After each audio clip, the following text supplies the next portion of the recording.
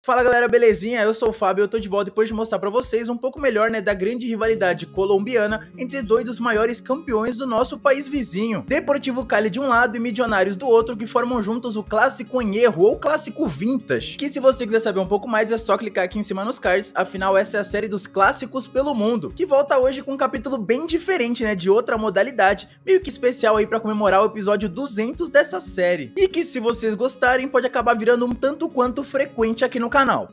Mas antes de qualquer coisa, já sabe, deixa o like maroto aqui embaixo, marca seu amigo ou sua amiga que curte o tema e se inscreve no canal pra gente chegar logo quanto antes a meta, que é de 20 mil inscritos. E do jeito que estamos caminhando, dá pra bater esse ano ainda. Sem esquecer também de curtir a página lá no Facebook, novidade quase todo dia. E mano, é rapidinho, qual o vídeo aqui? Vai pra lá, deixa seu like, tamo junto. E também seguir a gente no perfil do Instagram, além de se tornar um novo membro do canal. Agora a gente já tem essa ferramenta nova, bonitinha, que vai estar no primeiro comentário fixado aqui embaixo e também na descrição do vídeo, principalmente pra você que tem iPhone e iOS e não consegue ver o botãozinho de seja membro. Mas lembrando que na quarta-feira eu vou fazer um vídeo especial contando e explicando exatamente quais são os benefícios que você ganha fazendo isso. Porque hoje é dia de falar sobre a maior rivalidade de um esporte da bola nas mãos, onde a presença e passagem de grandes jogadores só torna esse duelo ainda mais emblemático. Ó, só pra vocês terem uma noção, 70 ex-atletas de ambas as franquias estão no Hall da Fama do basquete, com cerca de 30 camisas aposentadas na NBA, com essa história entre eles começando lá nos anos 50, coincidindo quase que junto com o início da maior competição dessa modalidade, quando houve bem a primeira decisão desigual desse torneio, com a chamada varrida para um dos lados, na decisão de 1959, só para ser mais exato, com a dupla duelando depois em nada menos que 6 finais na década de 60, refazendo clássicos bem marcantes nos anos 80 e voltando com tudo na década passada. Trata-se do grande derby norte-americano entre o Boston Celtics e o Los Angeles Lakers.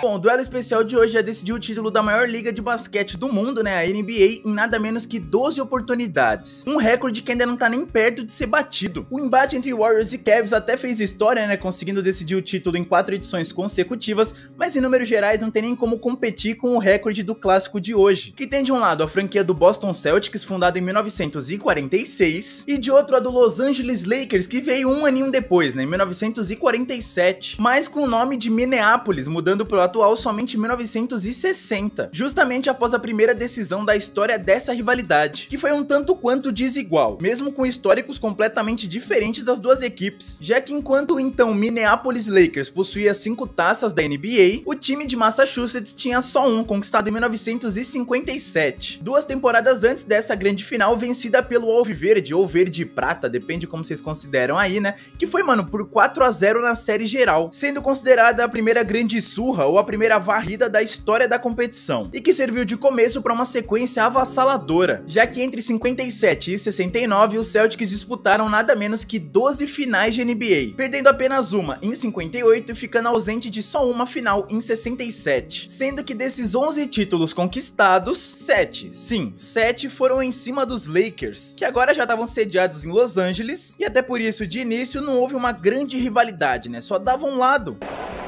He's got it. 86-80. 8.5 minutes left to play. Selvey now in the ball game.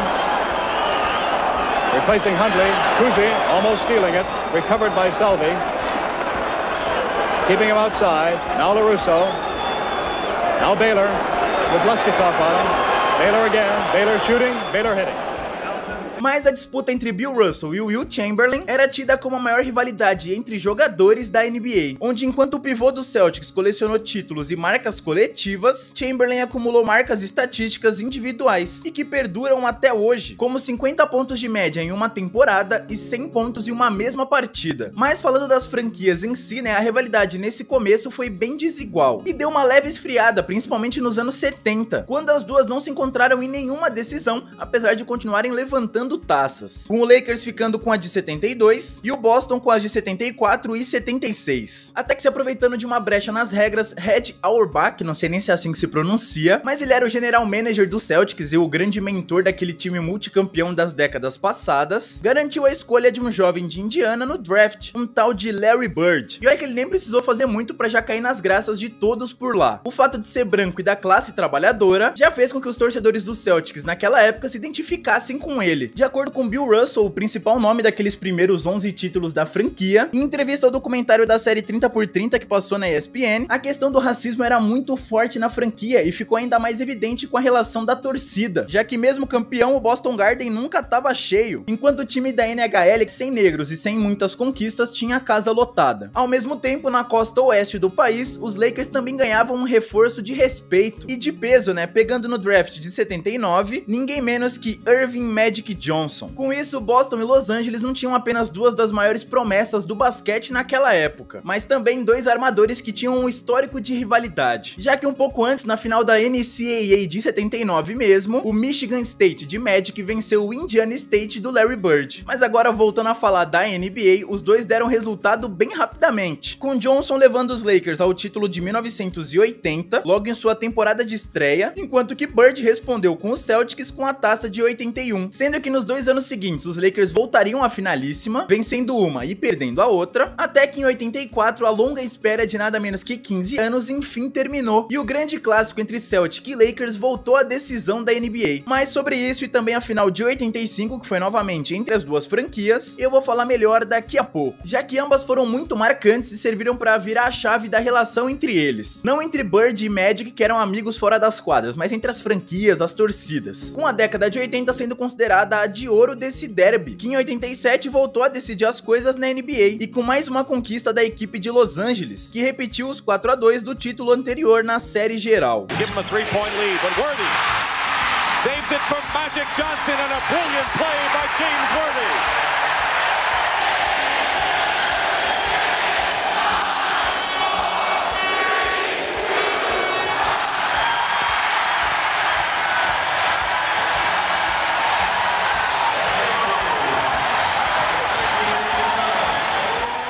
Além disso, essa década foi marcada por muitas brigas no topo, já que a dupla junta conquistou nada menos que 8 taças nesses 10 anos, além, é claro, de provocações e muita rivalidade. Sabe aquela icônica frase do Filipão num treino do Palmeiras em relação ao Corinthians? Então, aconteceu meio que parecido com o Magic Johnson, que chegou a falar que ele não tem nada na vida que ele odeie mais do que os Celtics. Muito por conta disso que a rivalidade hoje é considerada a maior da NBA, mesmo com as duas franquias não disputando títulos como antigamente. Isso que somadas elas possuem quase metade dos títulos gerais do torneio, além do fato de grandes jogadores já terem passado pelos dois times. Como já foi falado lá no início, o Celtic tem 40 jogadores no Hall da Fama do basquete e com 21 camisas aposentadas. Esse é o maior número de honrarias concedidas entre as franquias de todos os esportes americanos. O Lakers, por sua vez, emplacou 30 jogadores no Hall da Fama e já aposentou 9 números de camisas. Mas a história da dupla não parou por aí. Mesmo com os dois times passando em branco e deixando de ser dominantes nos anos 90, quando Jordan e Bulls só não fizeram chover na NBA, eles continuavam como os maiores campeões do torneio. Os Lakers tinham 11 títulos contra 16 do maior rival, né, o Boston Celtics, e com um retrospecto de 8-2 nos confrontos diretos em finais pro lado verde. E aqui uma pequena pausa para uma rápida dica cultural, que fala melhor sobre essa rivalidade, caso você queira ver com mais detalhes, mais imagens, entrevistas. Trata-se do documentário Celtic Lakers Best of Enemies, que revive os melhores momentos dos duelos entre as franquias de Boston e Los Angeles, passando pelos títulos consecutivos do time de Massachusetts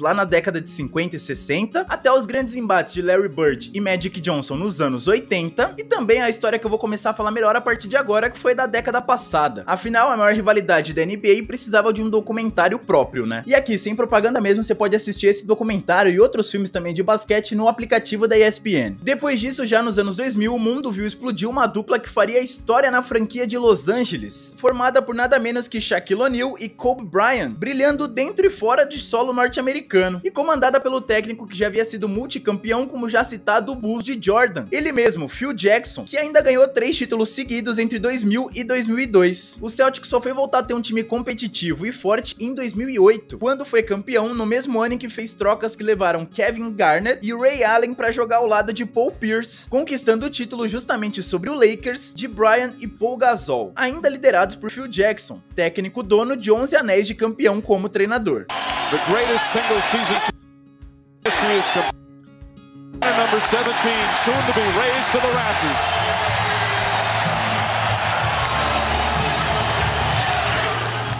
E o repeteco teco que todos esperavam, ao mesmo estilo dos confrontos da década de 80, acabou não acontecendo. Ao menos não em 2009, né, quando o Garnett se machucou, desfalcou o Celtics e viu o Orlando Magic conseguir essa vaga no lado leste, perdendo depois a grande final da NBA para os Lakers. Mas em 2010, o grande momento que todos esperavam, enfim chegou, com Celtic e Lakers, os dois últimos campeões, se encontrando para mais uma final épica, agora decidida em 7 partidas, onde ao final a franquia de Los Angeles, liderada por Kobe, levou a melhor em seu ginásio, encurtando ainda mais a distância para os grandes rivais, que agora era apenas de uma taça.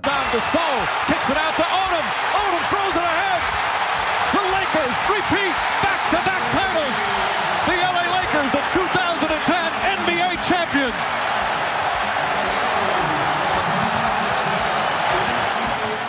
Depois disso, os dois times passaram por profundas reformulações e ficaram bem ausentes dos holofotes. E esse vídeo aqui vai como uma espécie de homenagem ao próprio Kobe, que já foi representado no canal também e tudo mais, e a Elgin Baylor, ídolo dos Lakers, que morreu na última segunda-feira, no dia 22 de março de 2021. Um dos grandes efeitos dessa rivalidade foi o icônico canto, né, Beat LA, que seria meio que Vença Los Angeles, criado pela torcida do Boston no jogo 7 da final da Conferência Leste de 1982 pro Philadelphia 76ers, que estava sendo campeão e iria depois encarar os Lakers na grande final da NBA.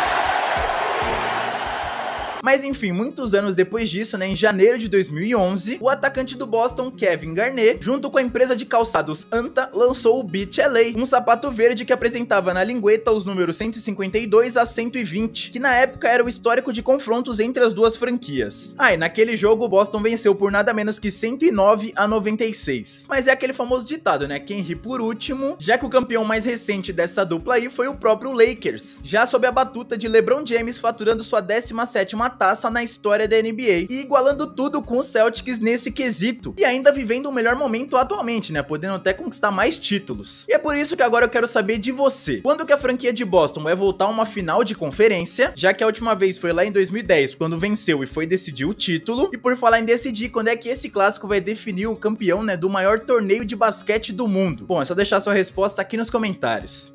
Porque agora chegou a hora bacana da gente saber quem leva melhor sobre quem. E pra começar, vamos aos títulos, onde a vantagem é de certo modo roxo e amarelo. Apesar de cada uma das franquias ter conquistado o tão sonhado título da NBA em 17 oportunidades. Isso porque enquanto o Celtic conseguiu esse feito em 21 finais, o Lakers conquistou esse montante em 33 decisões. Até por isso, o time de Los Angeles leva melhor nos títulos das conferências, vencendo a Oeste 32 vezes contra 22 do Boston na Leste. Já quando o assunto é histórico de confrontos, aí a vantagem muda de cor e ganha alguns tons alviverdes, já que no total são 367 partidas entre eles, com 204 vitórias do Boston Celtics, 163 vitórias do Los Angeles Lakers, além, é claro, de nenhum empate. E dentre todos esses duelos, é claro que existem aqueles mais marcantes, certo? E pra hoje decidi pegar duas grandes finais disputadas no início e meio da década de 80, que colocaram um pouco mais de equilíbrio nessa disputa e também fizeram com que o clássico voltasse ao posto mais alto e mais importante da NBA. Então, sem enrolar mais, vamos a elas. Bom, e o primeiro jogo marcante de hoje faz a gente voltar um pouquinho no tempo, lá pro início e meio da década de 80, quando esse clássico voltou ao protagonismo nacional e, por que não, mundial na modalidade. Se os anos 70 foram relativamente calmos pra rivalidade, sem nenhuma final entre as duas franquias, a década de 80 chegou meio que pra abrir os olhos de todo mundo, tendo de um lado Larry Bird e de outro um tal de Magic Johnson, e com essa dupla logo conquistando seus primeiros títulos da NBA, com Magic fazendo isso logo na estreia em 1980, e Bird dando a resposta logo na sequência, né, um aninho depois, em 81. Aí em 82 e 83 deu Magic e Lakers na grande final, ganhando uma e perdendo a outra, até que em 84, né, finalmente, depois de nada menos que 15 anos longe, as duas franquias voltaram a decidir a taça. E o clima era tão intenso que a final não podia não ser épica, né, com ela começando bem com o Lakers abrindo vantagem e fazendo 2-1 na série, tendo a chance de abrir 3-1 dentro de casa, mas vacilando e vendo o lado verde deixar tudo igual, até que na última partida a cidade de Boston se mobilizou para apoiar a equipe e os Celtics bateram o Lakers por 111 a 102, festejando assim a 10ª conquista de sua história, com média de 27,4 pontos e ainda tendo Bird eleito o MVP das finais.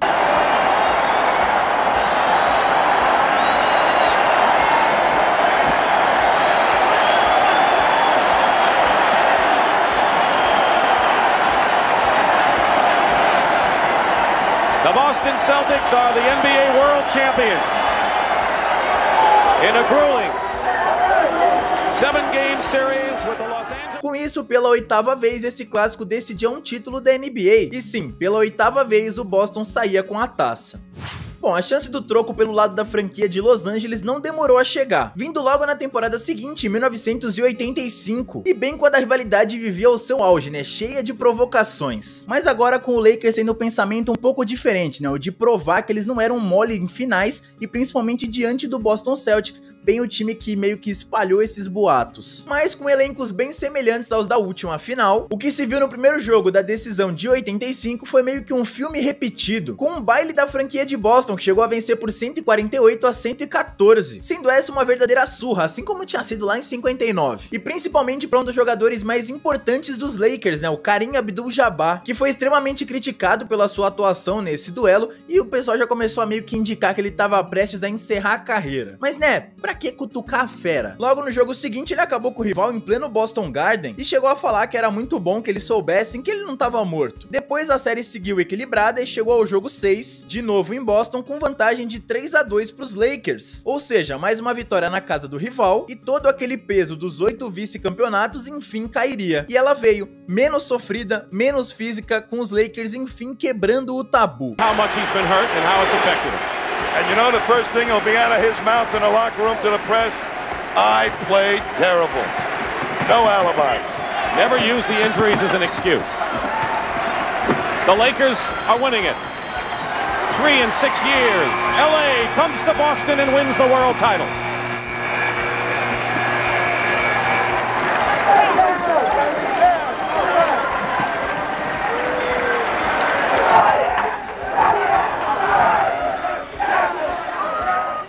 A comemoração foi tanta que depois do elenco ter sido recebido na Casa Branca pelo então presidente dos Estados Unidos, Ronald Reagan, o então prefeito de Los Angeles, Tom Bradley, declarou oficialmente a criação do Lakers Day. Bom galera, por hoje é isso, espero que vocês tenham gostado. Eu não vou me alongar muito não, porque o vídeo já ficou longo, a história deles é bem grande, mas eu quero saber aqui de vocês o que vocês acharam, clássico diferente, não só de futebol, falar um pouco de outras modalidades. Além, é claro, de deixar no final, como já é de praxe no canal, a playlist dos próprios clássicos pelo mundo, para vocês assistirem todas as rivalidades que eu já abordei nessa série, clássico nacional, internacional, como foi o caso de hoje, né, dos Estados Unidos, e também entre seleções. Aí você deixa aqui sugestão de tema para essa e outras séries do canal, porque de quarta-feira tem curiosidades da bola e futebol em crise na primeira quarta de cada mês, e também dos clássicos pelo mundo, podendo falar de outras modalidades, por que não? Esse foi o capítulo especial do episódio 200, mas quem sabe a cada 50, a cada 20, a cada 15, não sei, depende de vocês, eu possa falar de outros esportes também. Então fechou, é nóis, tamo junto, se inscreve aqui no canal, seja membro, por que não, segue a gente nas redes sociais para ter aquele contatinho mais direto, e é nóis, tamo junto e fui!